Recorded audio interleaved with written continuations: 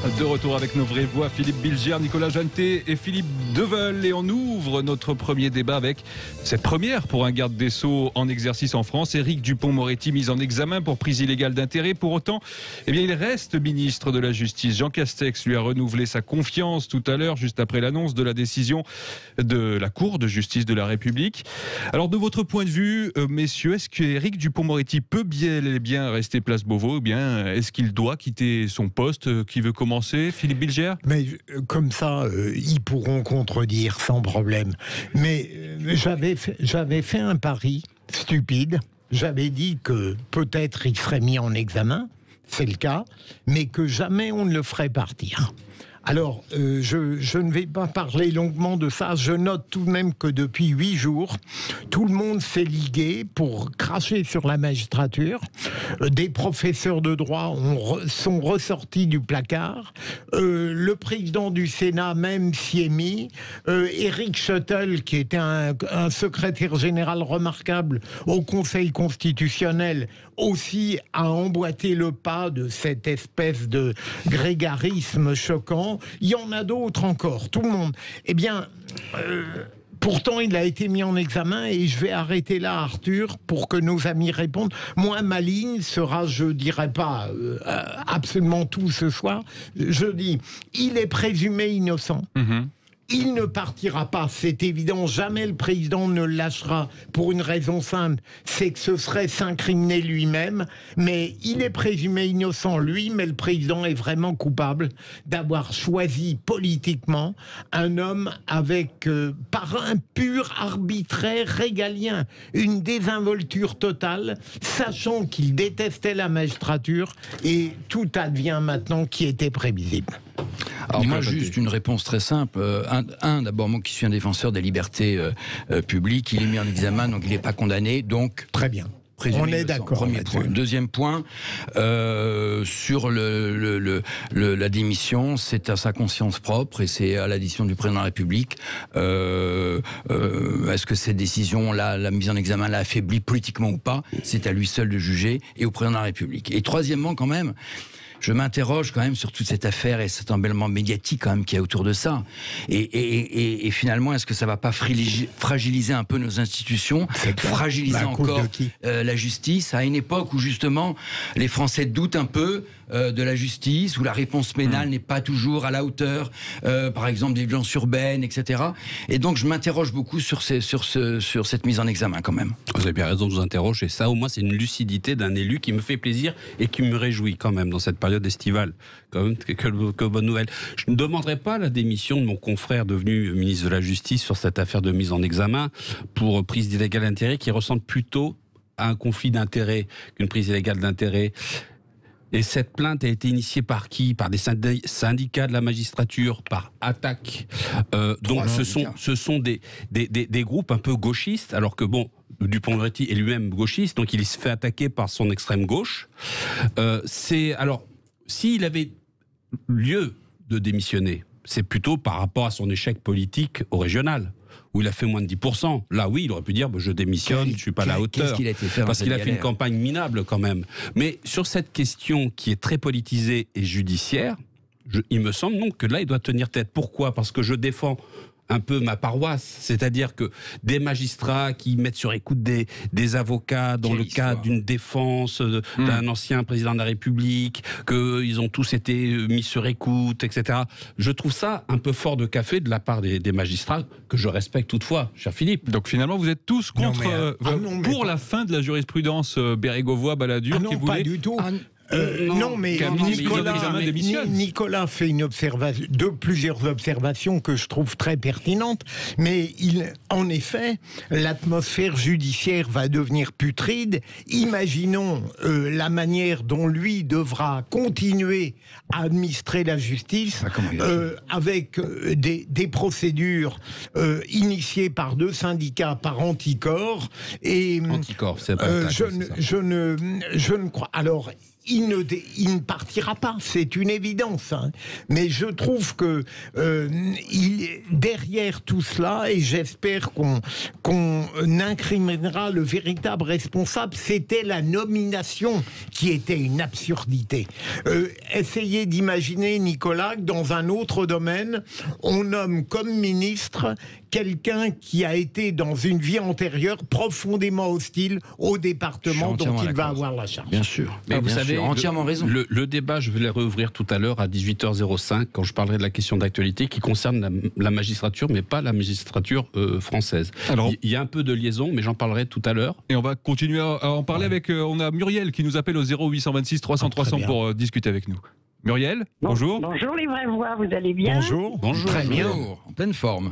Sous le soleil à Paris. Monsieur Bulgère.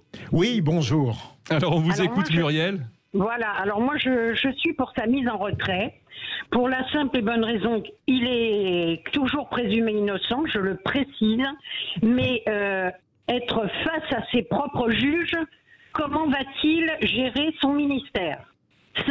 Ça me paraît... Il y en a un qu'on a fait démissionner pour des langoustes, hein, je vous rappelle quand même. Et qu'il n'avait même pas mangé. Des homards, Voilà. des homards. Des homards. C'est pas à peu près pareil. Une grave erreur. Donc, quelque part, il va diriger un ministère où ses propres accusateurs, c'est eux qui le jugent. Donc, quelque part, la mise en retrait serait quand même quelque chose de... Enfin, pour le citoyen lambda que je suis, je ne suis pas juriste, mais ça m'interpelle malgré tout. Et alors, bien sûr, ça remet en cause la nomination qu'a fait Macron. Ça a été une énorme erreur. Un type qui a attaqué tout le monde, qui était un grand avocat, ne pouvait pas être... Il était déjà contre la magistrature. Donc, ça lui tombe comme le boomerang lui revient en pleine face. Voilà. Et j'ai été étonné, Muriel, je vous rejoins, et en effet, jamais on ne le fera partir, alors que j'apprends, Arthur, vous l'avez dit tout à l'heure, que Jean Castex, de manière précipitée, a apporté son soutien. Voilà, elle a entièrement raison, Muriel. Tout le temps dans ses décisions, alors. Je me mets même dans la peau d'un jeune délinquant qui se retrouve dans la justice. Il va dire, mais vous, monsieur le juge, vous êtes vous-même mis en examen. Mais on va où? On va où? On va dans quel état? Non, nous sommes dans les agapes de la politique hors sol, où Dupond-Moretti était un choix de casting politique pour une image, pour une idée, à la grande gueule, à la convenance du président Macron, à mon avis un peu conseillé par son épouse, parce que je crois que largement. Et donc, il fait partie du jeu de l'échiquier Macron dans le cadre de la campagne électorale des présidentielles à venir. Oui, donc, on a vu ce qu'il a donné au régional. Mais rappelez-moi son chiffre, c'était combien? Bon, mais le plus drôle, le plus drôle, puisque vous voulez qu'on se fasse plaisir, on va se faire plaisir, il faut regarder les interviews de mon confrère Dupond-Moretti qui disait « Au grand jamais, je serai ministre, ce serait quelque chose d'impensable, d'invraisemblable, etc. » Ça, il y en a d'autres qui se disent « Jamais je serai ministre, jamais je serai président de la République. » Et qui finalement... moi, j'ai rien dit. Moi, je dis rien. D'accord. Alors, messieurs, est-ce qu'on peut revenir peut-être sur le rôle de la Cour de justice de la République? Il faut rappeler qu'il y a aussi des élus qui sont... dont deux ont démissionné.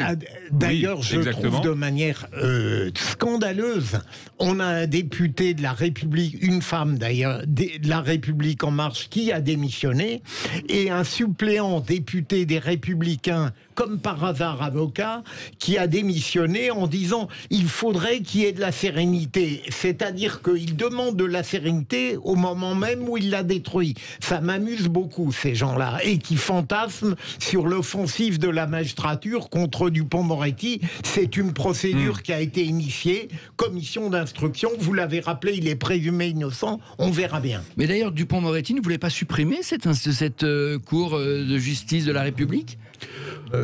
Pas lui, ça m'a échappé. Mais en tout cas, on a beaucoup critiqué cette Cour de justice de la République. Oui, il y a eu beaucoup de gens qui ne prenaient jamais de sanctions. Généralement, les sanctions, elles sont minimes. Il y a eu Georgina Dufoy, il y a eu. Après, c'est la montagne qui accouche du sol. La garde aussi a été condamnée. Ça n'empêche pas de diriger la BCE. Vous voyez, tous délinquants, voilà. C'était je sais plus, une négligence. Ouais, non, mais bon, faut pas. Moi, cette procédure ne m'inquiète pas et m'outrage pas davantage. Ce que je conçois plutôt dans dans l'idée de l'honneur politique, c'est le résultat des élections. Là, oui, on pouvait se poser des questions. Dire, pire encore, il y a Dupond-Moretti qui dit que les prisonniers ne sont pas des cobayes qu'on voulait vacciner. Puis aujourd'hui, on vous impose le pass sanitaire. Tout de même, il y a un truc qui tourne pas rond dans Je cette vous histoire. trouve l'un et l'autre très indulgents avec la manière peu démocratique dont on nomme les ministres. Voilà, l'épouse du président, on l'a raconté partout, elle l'apprécie au théâtre. Oui. Elle va conseiller à son époux qui est président de le choisir comme garde des Sceaux. Je dirais cette désinvolture régalienne et démocratique qui fait qu'on décide de faire un coup d'éclat, pas du tout comme Sarkozy à l'époque. Il avait des ouvertures qui étaient plausibles. Eh bien, on fait un coup d'éclat, on se préoccupe pas de savoir ce qui ça adviendra. Je trouve ça hallucinant. Mais je vous ai dit, c'est du là, on va pas hors-sol. changer les institutions. Non, c'est mais quand même. c'est du hors-sol. Oui, mais C'est des politiques Nicolas, hors sol, on n'est pas on sait obligé bien. de le faire comme ça. Mais Je- c'est un vrai choix, un bon casting, moi, à la base, Non. je trouvais. Moi, je trouvais Non, que mais c'était un bon casting. vous oui, tombez d'accord. dans le Mais piège des Nicolas, castings. comment- Ah bah C'est oui, pas un mais casting. Mais comment Un gouvernement, pouvez-vous c'est dire pour que être c'est un sérieux. C'est pour. casting, puisqu'il va avoir en charge un univers qu'il a toujours détesté. Non, mais écoutez, moi, je me fais pas d'illusions sur ce gouvernement. Il boira le calice jusqu'à la fin, à mon avis, parce qu'à mon avis, ça finira pas très Il y a bien plus tout de ça. 10 mois. Hein. Voilà, oui, ça va vite passer. Les 2 mois de vacances là vont arriver, là, juillet, août, ça va vite la rentrée, ça va être la cacophonie, les gens Et vont puis on va sortir être en dans la campagne rue. présidentielle. Et hop, c'est Et parti. puis on ne sait pas, il y a l'événement qui fait que tout peut être chamboulé, etc. Donc, qui vivra verra, on verra bien. Allez, on va conclure ce premier débat avec notre consultation sur Twitter. Le ministre de la Justice, Éric Dupond-Moretti, doit-il quitter son poste ? Eh bien, nos auditeurs répondent oui à 94%.